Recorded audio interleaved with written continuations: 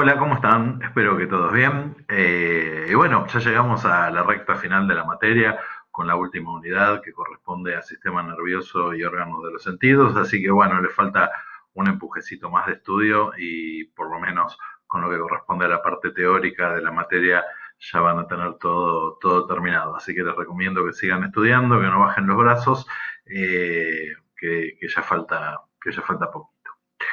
Bien, en esta primera parte, como introducción a esta unidad, vamos a hacer un panorama general, una introducción a lo que es la anatomía del sistema nervioso y después en clases posteriores ya vamos a tratar temas específicamente de la unidad. Esta introducción no sé si va a quedar en un video o en dos, después vamos a ver de acuerdo a lo extensa que se haga y acá vamos a hablar de todos los conceptos generales e introductorios que necesitamos antes de empezar a, digamos, estudiar las estructuras propiamente del sistema nervioso en los animales domésticos. Bueno, cuando un organismo está formado por una única célula, por ejemplo, un parásito unicelular, como puede ser una ameba, por ejemplo, esa única célula realiza todas las funciones que tienen que ver con el mantenimiento de la vida y con la perpetuación. ¿Sí? Esta célula es la que toma los alimentos del medio ambiente, la que los digiere, la que los absorbe y los distribuye y la que elimina los desechos correspondientes. Esta única célula es la que hace intercambios gaseosos con el medio ambiente, incorporando oxígeno, eliminando dióxido de carbono. Esta única célula inclusive es la que se reproduce.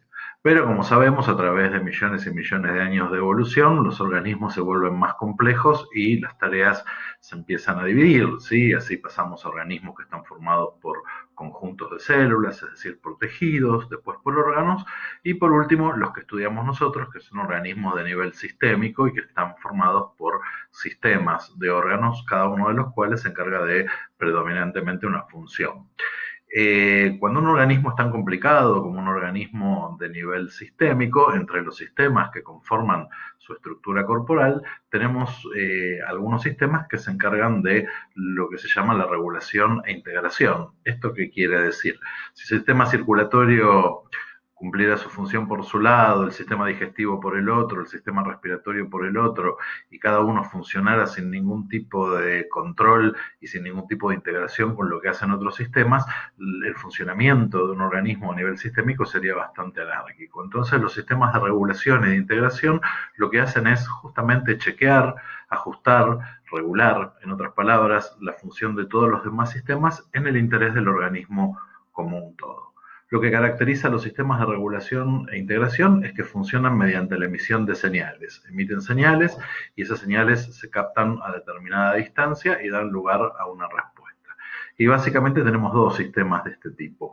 Uno que funciona mediante la emisión de señales químicas, que es el sistema endocrino, un sistema que tiene un flujo de información relativamente lento, porque esas señales químicas, que son las hormonas, deben ser volcadas a la sangre y circular por el torrente sanguíneo hasta otro lugar dentro del cuerpo donde van a actuar sobre un órgano, sobre una célula blanco, que cuando se una con la hormona va a dar lugar a una respuesta determinada.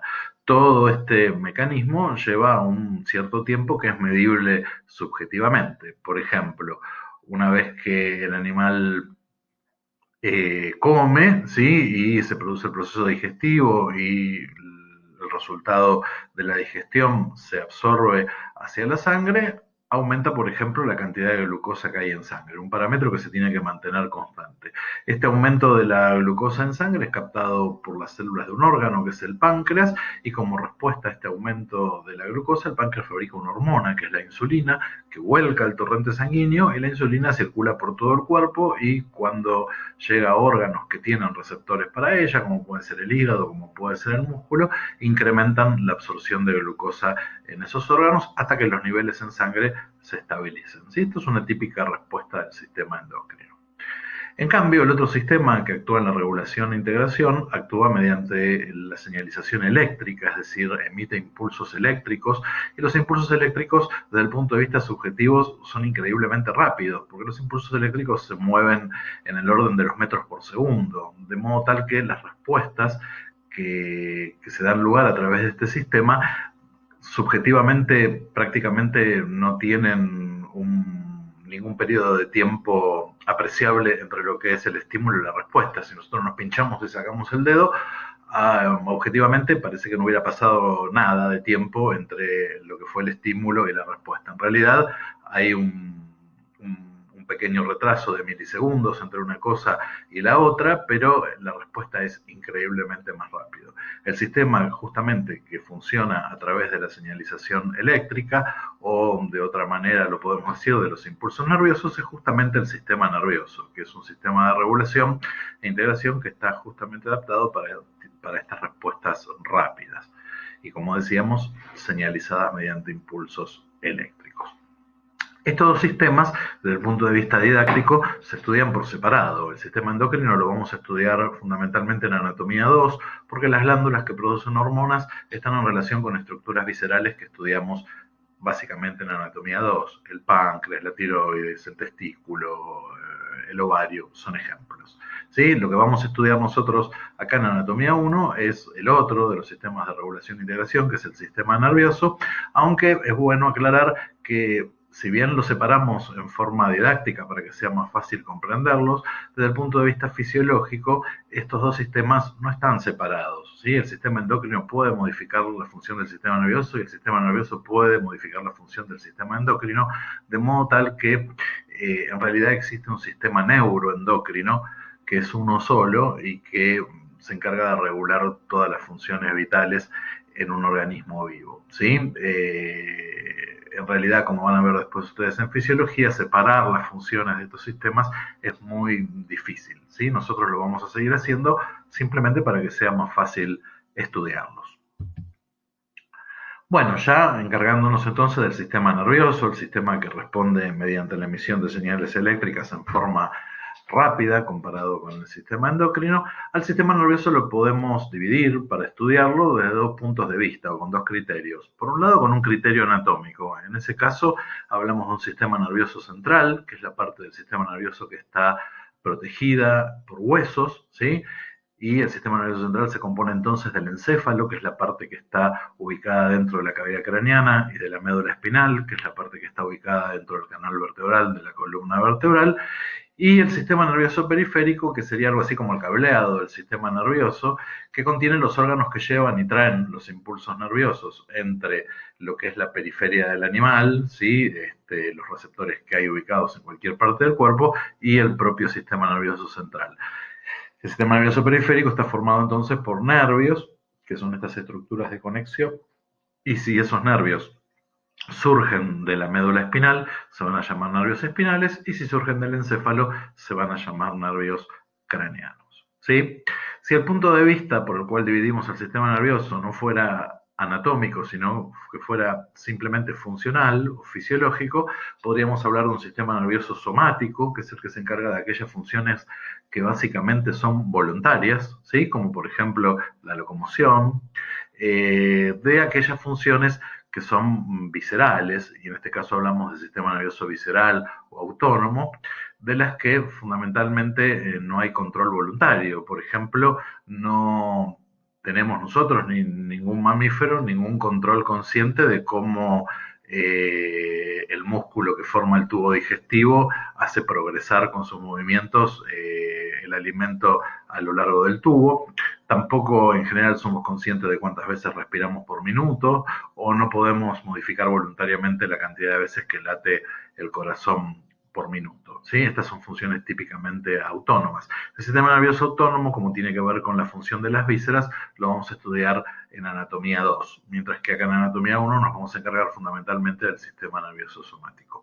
Estas dos divisiones, la división anatómica y la división funcional, no son mutuamente excluyentes. ¿Sí? Uno tiende a pensar en principio que es una o la otra, pero no es así. Por ejemplo, el sistema nervioso autónomo tiene partes que corresponden al sistema nervioso central y partes que corresponden al sistema nervioso periférico. ¿Sí? Son clasificaciones complementarias, no antagónicas. Bueno, resumiendo lo que decíamos recién, desde el punto de vista anatómico, en este esquema tenemos señalado todo lo que corresponde al sistema nervioso central, es decir, el encéfalo que queda encerrado en la cavidad craneana y la médula espinal que queda encerrada en el canal vertebral, y los nervios periféricos que pueden ser espinales cuando surgen de la médula espinal o craneanos cuando surgen de el encéfalo. Los nervios craneanos y los nervios espinales constituyen en conjunto el sistema nervioso periférico. El encéfalo y la médula espinal corresponden al sistema nervioso central. Bueno, el sistema nervioso está formado por el tejido nervioso y el tejido nervioso fundamentalmente tiene varios tipos celulares. Antes de empezar a hablar de esto, me parece interesante dejar claro que en general en anatomía es así, pero en especial en el estudio del sistema nervioso, uno tiene que necesariamente ser interdisciplinario. Es decir, es muy difícil hablar de la anatomía del sistema nervioso quedándonos solamente en lo que puramente es anatómico. Si uno quiere comprender y no memorizar estructuras, cuando uno estudia la anatomía del sistema nervioso, necesariamente tiene que hablar de conceptos que tienen que ver con ciencias hermanas de la anatomía, como pueden ser la histología, que es la anatomía microscópica, e inclusive a veces utilizar conceptos que tienen que ver con la física biológica o con química, ¿sí? Es imposible hacer un estudio en neurociencias sin ser interdisciplinario, ¿sí? Por lo tanto, acá vamos a ver algunas cosas que no corresponden concretamente a la anatomía, pero que nos van a facilitar la comprensión de las estructuras anatómicas del sistema nervioso. Las vamos a ver muy superficialmente, porque ustedes después las van a estudiar en otras materias, pero vamos a dar aunque sea un paneo general. Bueno, volviendo entonces al tejido nervioso, que forma al sistema nervioso, el tejido nervioso tiene fundamentalmente dos tipos celulares. Por un lado, las neuronas, que son las células que están especializadas para transmitir las señales eléctricas, que son los impulsos nerviosos, y por otro lado, todo un conjunto de células que tienen como función asistir a las neuronas, darles sostén, darles protección, darles nutrición, y en el caso de que el tejido nervioso sufra algún tipo de lesión, inclusive actuar como lo que sería en otras partes del cuerpo o en otros tejidos como un tejido cicatrizal. Todas esas otras células que asisten a las neuronas se llaman células gliales o simplemente células de la glía y son un montón, ¿sí? Es decir, existen un montón de células gliales. Acá les acabamos de poner, acá en la diapositiva les ponemos los nombres de la mayor parte de ellas, pero no es necesario que acá manejemos con detalle, salvo en algunos pocos casos, qué es lo que hacen estas células gliales, ¿sí? Tenemos la microglía, los astrocitos, los oligodendrocitos, las células de Schwann o lemocitos, las células ependimarias, y más que recordarlas por separado, que eso es algo que van a hacer después en histología y estudiar sus características por separado, lo que nos interesa acá es que sirven para, como dijimos, proteger y asistir a las neuronas. Por ejemplo, acá en este ejemplo, esto lo vamos a retomar después, estamos viendo algunas células gliales que lo que hacen es recubrir a los axones de las neuronas, ya vamos a ver que es el axón de una neurona, y de esa manera protegerlas y favorecer que el impulso nervioso se transmita más rápido. U otras células como los astrocitos, que lo que hacen es actuar como un puente entre los vasos sanguíneos y las neuronas, para que a las neuronas lleguen determinados nutrientes, por ejemplo, ¿sí? Bueno, cuando se empezaron a hacer los primeros estudios sobre el sistema nervioso, ustedes piensan que la teoría celular es una teoría que se aceptó como tal alrededor de la tercera década del siglo XIX, 1830 más o menos, una vez que se estableció, bueno, acá llegó un vecino con su perrito insoportable que ladra, les pido disculpas. Eh, Les decía, cuando la teoría celular se aceptó, bueno, perdón, hice una pausa en la grabación porque estaba un perrito ladrando. Les decía, la teoría celular en las primeras décadas del siglo XIX se aceptó y se estableció, pero a pesar de esto, cuando se hacían cortes del tejido nervioso y se observaba la estructura del sistema nervioso, se observaban su estructura, como estamos viendo en la foto de arriba, ¿sí? Donde las neuronas aparecen todas superpuestas y ya vamos a ver después cómo es la estructura de las neuronas, sus prolongaciones aparecían todas entremezcladas entre ellas, y eso dio lugar a que los primeros histólogos del sistema nervioso pensaran que el sistema nervioso no estaba compuesto por células independientes, sino que era una red de células que estaban todas interconectadas entre ellas y que transmitían los impulsos eléctricos entre ellas. Que el sistema nervioso tenía que ver con la transmisión de impulsos eléctricos es algo que se sabía desde mucho antes, porque un científico, Galvani, había demostrado que cuando se estimulaban los nervios isquiáticos en un preparado, en un cadáver de una rana, se contraían los músculos, entonces ya se sabía que la electricidad era un fenómeno que tenía que ver con el sistema nervioso, pero su estructura se estudiaba con los primeros microscopios de esta manera, y estos primeros científicos creyeron que el sistema nervioso era una red de células todas interconectadas, entre las cuales pasaba la información eléctrica. Y a esta teoría se la llamó teoría reticular, ¿sí? Fue hacia fines del siglo XIX y principios del siglo XX un histólogo español, Santiago Ramón y Cajal, el primero que pensó, o al menos el que demostró, que en realidad estas células estaban separadas entre ellas y que se veían de esta manera, como en los cortes que vemos arriba, simplemente por el límite de resolución que tiene el microscopio óptico y por las características propias del tejido nervioso. Lo que hizo Ramón y Cajal fue utilizar una técnica de tinción que había inventado un histólogo italiano, Camillo Golgi, ¿sí? De él surge, por ejemplo, el aparato de Golgi de las células, que seguramente alguna vez habrán sentido nombrar, y la tinción de Golgi, que es una tinción que utiliza sales de plata. La característica que tiene es que solamente tiñe aproximadamente una neurona cada 100, porque es una tinción que no es muy afín a los lípidos, y en el sistema nervioso hay muchos lípidos, en especial en los animales jóvenes, y Cajal justamente tenía cerebros de animales jóvenes con esta tinción de Golgi y pudo obtener entonces imágenes como la que estamos viendo acá, donde se podía evidenciar la estructura de una neurona aislada.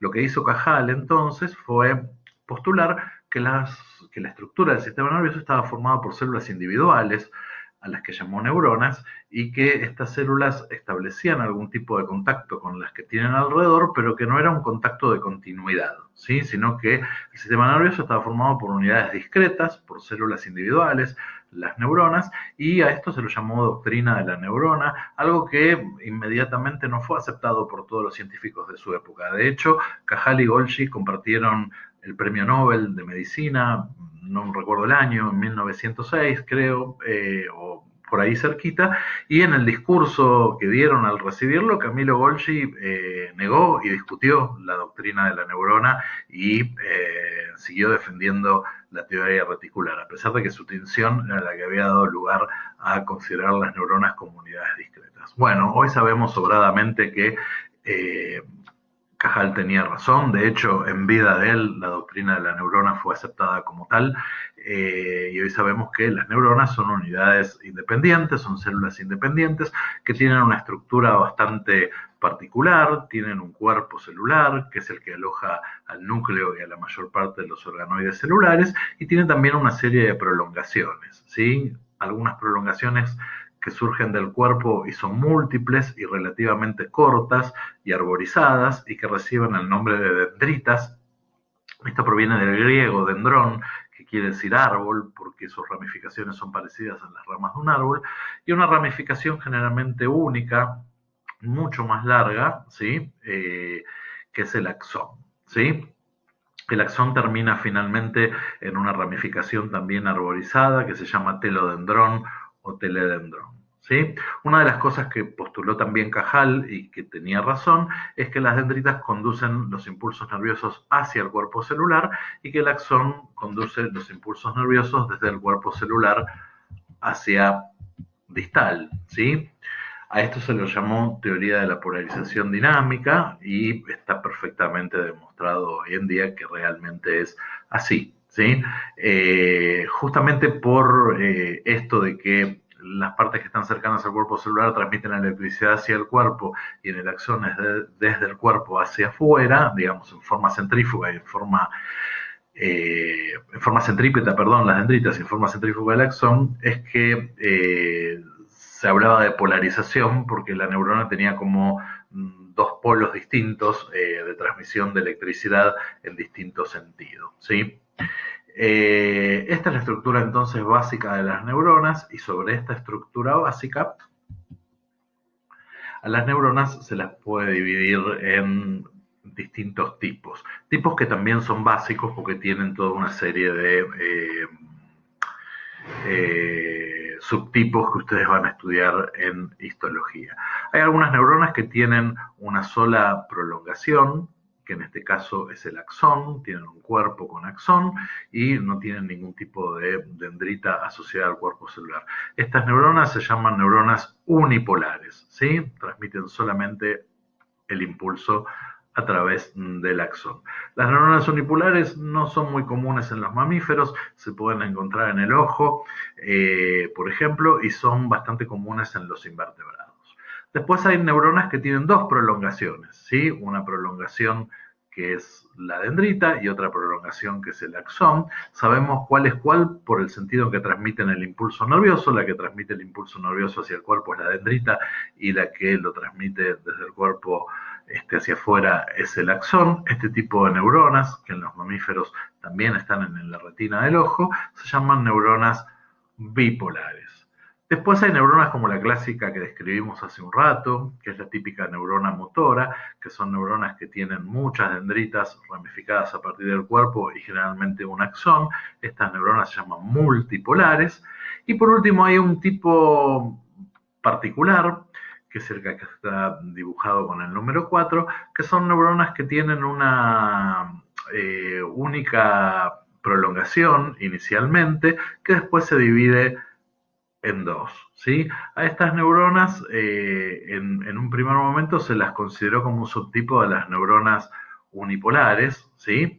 Pero hoy se sabe que en realidad, y esto es por estudios embriológicos, cuando estas neuronas se forman, en un principio pertenecen a este tipo, al tipo bipolar, y después su dendrita y su axón se van acercando entre ellos hasta que por último comparten una pequeña parte, una pequeña, digamos, prolongación única, pero después la separación se mantiene, de modo tal que una de estas separaciones es la dendrita o las dendritas y la otra es el axón. A estas neuronas, como en realidad se las creyó en un principio unipolares, pero en realidad sabemos que originalmente son bipolares, se les llama pseudo unipolares, porque parecen ser unipolares, pero en realidad no lo son. Estas son las neuronas que hay ubicadas, por ejemplo, en los ganglios sensitivos que ya estudiamos en generalidades, que se asocian con la raíz dorsal de los nervios espinales.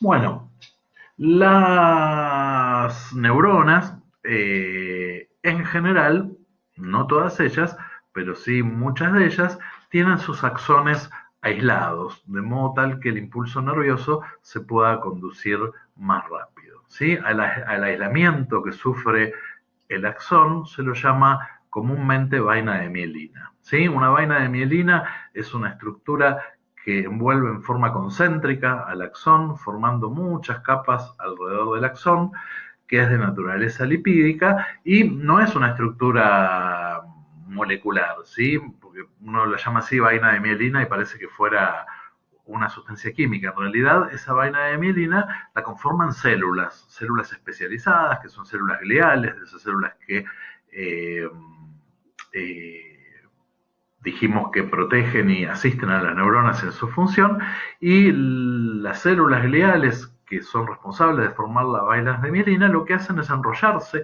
alrededor del axón a través de un montón de capas, como estamos observando en la figura, y provocar ese aislamiento. El aislamiento de un axón nunca es total, sino que justamente como estas células que son células gliales, son unidades discretas, envuelven al axón en determinados puntos, pero hay pequeños puntos que se llaman nodos o nodos de Ranvier que quedan sin protección, ¿sí? Las vainas de mielina se forman mediante un proceso muy similar, pero por distintas células, en lo que es el sistema nervioso central y lo que es el sistema nervioso periférico. Por ejemplo, en el sistema nervioso periférico, es decir, en los nervios, las células que son responsables de formar las vainas de mielina se llaman células de Schwann o lemocitos, y el proceso de mielinización, acá lo estamos viendo en un corte bidimensional y acá en un corte tridimensional, es de esta forma. Inicialmente la célula de Schwann engloba el axón, ¿sí?, a través de una capa simple de su membrana, y después empieza a enrollarse alrededor del axón hasta que lo deja envuelto por varias capas de membrana celular, una membrana celular que es muy rica en lípidos, ¿sí?, y esto provoca el aislamiento eléctrico. Recordemos que este aislamiento del axón no es en el 100% del axón, sino que hay zonas, los nodos, que quedan descubiertas, ¿sí? Así es como se forma entonces la vaina de mielina en un nervio periférico, ¿sí?, sea un nervio craneano o un nervio espinal. Volvemos al esquema anterior, ¿sí? Y en este esquema lo que estamos viendo son células de Schwann, ¿sí? Así es como las células de Schwann forman la vaina de mielina en un axón del sistema nervioso periférico. Es decir, se necesitan varias células de Schwann para recubrir un único axón, ¿sí? En el sistema nervioso central, es decir, en el encéfalo y en la médula espinal, el proceso de mielinización es muy similar, pero depende de otras células, ya no de las células de Schwann, sino de unas células que se llaman oligodendrocitos, que son células estrelladas, y la particularidad que tienen los oligodendrocitos es que emiten prolongaciones, y son esas prolongaciones las que se van a enrollar alrededor del axón, y un mismo oligodendrocito puede dar la vaina de mielina en distintos puntos de un mismo axón, porque distintas prolongaciones pueden envolverse alrededor de distintas partes de un mismo axón. Inclusive más aún, un mismo oligodendrocito puede formar vainas en distintos axones que pasan cerca de él, ¿sí? Y esta es fundamentalmente la diferencia que hay con respecto a lo que vimos para las células de Schwann. Las células de Schwann son muchas células una detrás de la otra que van recubriendo un mismo axón, mientras que los oligodendrocitos pueden recubrir distintas partes de un mismo axón o inclusive pueden cubrir distintos axones de distintas neuronas. Pero en cuanto al proceso de mielinización, el proceso es exactamente el mismo, ¿sí? Las diferencias las tenemos resumidas acá, ¿sí? En el sistema nervioso periférico, varias células de Schwann, una detrás de la otra, o una a continuación de la otra, mejor dicho, recubriendo un solo axón, ¿sí? Y en el sistema nervioso periférico, un solo oligodendrocito recubriendo distintas partes de un mismo axón e inclusive recubriendo axones de neuronas diferentes al mismo tiempo, ¿sí? Este aislamiento que provoca esas capas de membrana alrededor del axón, provocando este proceso que se llama mielinización, hace que las neuronas que tienen esta recubierta en su axón conduzcan los impulsos nerviosos mucho más rápido, que aquellas que no lo tienen, ¿sí? Un detalle interesante es que el proceso de mielinización es un proceso que no está 100% terminado al momento del nacimiento, sino que en la vida postnatal este proceso se termina de completar, ¿sí? Es decir, que el animal no nace con las cubiertas de mielina totalmente formadas en todos los axones de todas las neuronas. En contrario, con respecto a las neuronas que están mielinizadas, tenemos las neuronas que se llaman amielínicas, o también se dice que sus axones están desnudos, pero tenemos que tener cuidado con este concepto porque en realidad no existen axones que no estén recubiertos por una célula glial, no existe un axón desnudo propiamente. Lo que ocurre en las células que no están mielinizadas es que, en los axones de neuronas que no están mielinizadas, es que una misma célula glial, que acá la tenemos de color celeste, podría ser una célula de Schwann, por ejemplo, forma invaginaciones simples, ¿sí?, de su membrana plasmática que contienen a varios axones, ¿sí? Pero esa cubierta que tiene el axón es de una capa simple de membrana, no de varias capas de membrana envueltas en forma concéntrica, como pasa en los axones mielinizados. Pero siempre el axón al menos está recubierto por una capa simple de membrana celular de una célula glial. Es decir, podemos decir axón desnudo, pero cuidado, porque el axón no está descubierto absolutamente y sin protección, ¿sí? Es mejor decir que el axón está mielinizado o no está mielinizado, siempre entendiendo que cuando no esté mielinizado, como es el caso de todos estos axones, sus impulsos nerviosos van a correr a una velocidad mucho más lenta que en el caso de los que están mielinizados, ¿sí? ¿Por qué ocurre esto? Bueno, el detalle físico se lo vamos a dejar a física biológica, pero básicamente vamos a decir, si se acuerdan, por ejemplo, que en una neurona periférica tenemos varias células de Schwann, una detrás de la otra, y que nos quedan pequeñas zonas donde no hay recubierta, que esto se llaman, habíamos dicho, nodos o nodos de Ranvier. Bueno, lo que ocurre en este tipo de neuronas es que los impulsos eléctricos saltan de nodo de Ranvier a nodo de Ranvier, ¿sí? Y no corren por dentro en el axón, en la parte en que el axón está mielinizado, y de esta manera se produce un tipo de conducción nerviosa que se llama conducción saltatoria, que hace que la velocidad de la conducción del impulso nervioso sea mucho más rápida que en la de un axón que no tiene cubierta de mielina, ¿sí?